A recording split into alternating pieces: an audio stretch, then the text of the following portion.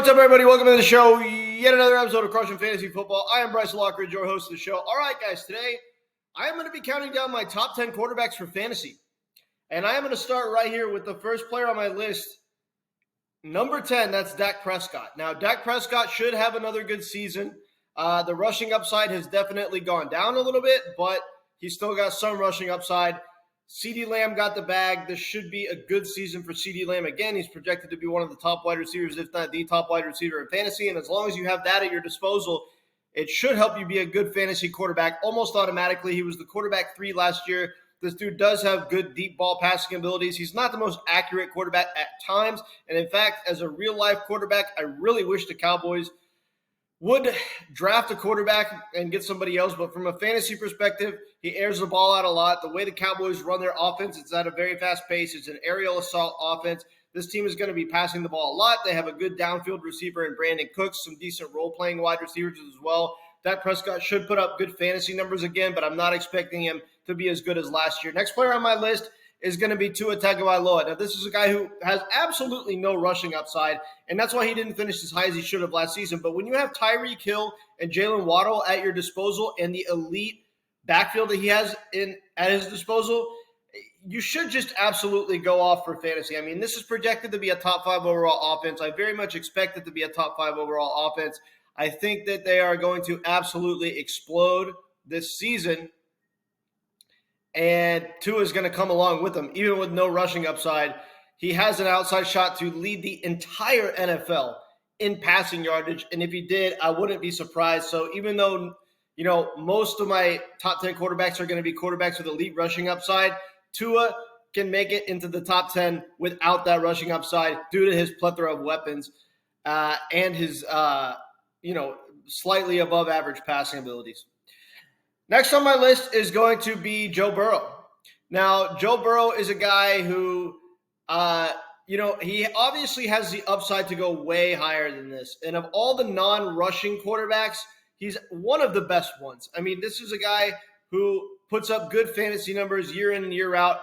Now, last year I was saying he was a little bit overrated because he was going as the quarterback 4, and that's simply because he finished as the quarterback 4 the previous season. I did not like that because of his lack of rushing upside.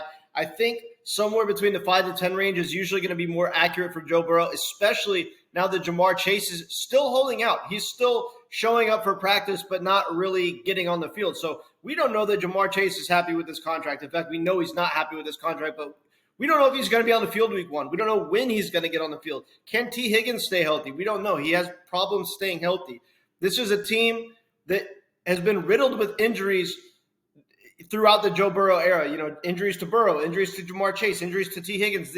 It seems as if all 3 can't stay healthy at the same time. When they do, they're absolutely electric. But can they all 3 stay on the field? Can Ja'Marr Chase be the wide receiver we've always wanted him to be in fantasy? I mean, yes, he's been very, very good, but he hasn't stepped up to that, wide receiver 2, wide receiver 3 in all of fantasy expectation yet. Can he do that? Can Joe Burrow be a top 5 quarterback? I don't know. It's in the range of outcomes, but I think it's more likely that he's somewhere between 5 and 10. Next on my list is going to be Lamar Jackson. Now, this is going to be lower than a lot of people have Lamar Jackson. I don't like having him this low, but when you look at the Ravens, what passing weapons do they really have? I mean, Zay Flowers is their best wide receiver. He's not a true alpha wide receiver 1. Good wide receiver, talented, don't get me wrong. But from a talent perspective, he's just a low-end wide receiver 1, high-end wide receiver 2. Mark Andrews is old. They just really don't have that many passing weapons. The offensive line has been decimated over the offseason. They're not nearly what they used to be. So Lamar's rushing upside is not going to be the same with a terrible offensive line, although I still think he's going to rush the ball successfully because it's Lamar Jackson. But he doesn't have as many passing weapons. The rushing upside won't be as good because, the offensive line isn't good. But, on the flip side, having Derrick Henry an actual threat in the backfield might open up bigger lanes for Lamar Jackson to run through. So from that perspective, he could be as good as a rusher, but the offensive line isn't nearly as good. This could lead to injury, lack of rushing efficiency. It's very, very suspect, the situation in Baltimore, and they're expected to be a top offense. I think their offense is being overrated going into the season. I don't think this offense is going to be as good as people expect. So Lamar Jackson, somewhere between 5 and 10, I think is most accurate. Next player on my list is going to be Kyler Murray. So Kyler Murray is a guy who obviously has tremendous rushing upside. I don't understand why people are sleeping on Kyler Murray. This dude has been absolute fantasy dominance ever since stepping into the league. And it's like he gets the torn ACL, he's out for a while, and then people just completely forget about him. But let's not forget that this dude was an MVP candidate at one point, at least early in the 2021 season. This dude is a guy who has the upside to be the quarterback one. He has the upside to be the quarterback one in fantasy. You know, now that he has Marvin Harrison Jr. Without Marvin Harrison Jr., he wouldn't have had that. But, you know, when he had a prime DeAndre Hopkins, a true wide receiver one, he was on pace to be the quarterback one in fantasy for a while. And then, you know, fast forward a little bit, he gets hurt, and then all of a sudden people forget about him. This dude has extreme upside. He's an incredible deep ball passer with great rushing upside. Draft him with confidence. Next player on my list is going to be AR5. Now, there's a lot of people saying that AR5 is going to break fantasy football this year, everything like that. I certainly think it's possible. This is one of the most polarizing players in all of fantasy at the quarterback position because I also feel like he has some bust potential, but the ceiling is so freaking high. The ceiling is him having a Josh Allen-like season. You know, I mean, that's his ceiling. His ceiling is a prime Josh Allen season because he's got that kind of rushing upside. If he's able to really find a connection with Michael Pittman Jr. and Adonai Mitchell, this offense could be a problem. I think it's a very polarizing offense because I feel like it could easily go one way or the other, but the ceiling is serious league-winning upside. Next player on my list is going to be C.J. Stroud. Now, this guy is one of the Vegas favorites to win the MVP for a reason. Look at his freaking passing weapons. Stephon Diggs, Tank Dell, Nico Collins. I mean, this team is absolutely loaded with elite pass catchers. And so even though C.J. Stroud doesn't have rushing upside, I expect him to be the best quarterback in fantasy that does not have any rushing upside, right? Of all the quarterbacks in fantasy that are just doing everything through the air, I think C.J. Stroud is going to finish as the highest because of the talent level and more so than anything, probably the best wide receiver core in the NFL, in my opinion.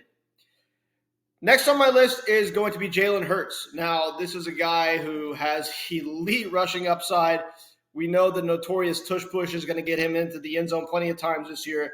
He's going to probably bust some big plays with his feet and get it into the end zone. In fact, not probably. He absolutely will. We have two extremely good wide receivers in A.J. Brown and Devontae Smith. This team revamped their offense. They added Saquon. Saquon could be an elite pass-catching back out of the backfield. Look out for this offense. This could be the highest-scoring offense in the entire league. They've got that upside, and Jalen Hurts is going to be leading this team that quite possibly might have the best offense in the league, and he has elite rushing upside. I love Jalen Hurts this season. Next player on my list is going to be Josh Allen. Now, if you look at the past 4 seasons, he's finished either first or second at the quarterback position every single year. This is the most insane stretch of dominance I've ever seen for a fantasy quarterback. So to not take him 1 or 2 overall just seems like it doesn't make sense to me. Yes, we have the departure of Stephon Diggs, but we also added Keon Coleman, who I think is a breakout wide receiver this year. I expect Keon Coleman to absolutely explode. I like the addition of Curtis Samuel, Dalton Kincaid going into year 2. He's got plenty of passing weapons. He might not quite have a Stephon Diggs in his offense, but he's got a very balanced wide receiver room. It's not as top-heavy, but we've got a lot of good wide receivers in Buffalo. Look for Josh Allen to explode like he does every single freaking year.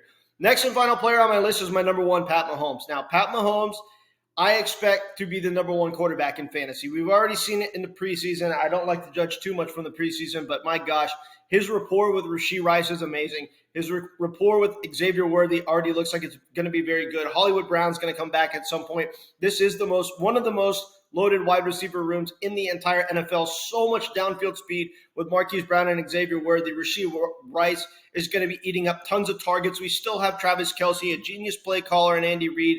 This is a very, very good football team. This is the best quarterback in the NFL by a million miles, probably the best quarterback to ever play. And him coming off of kind of a bust season, out for blood, even though they did win the Super Bowl, but from a statistical standpoint, out for blood, with all these passing weapons, he should absolutely explode. All right, guys, appreciate you tuning in. Catch you later.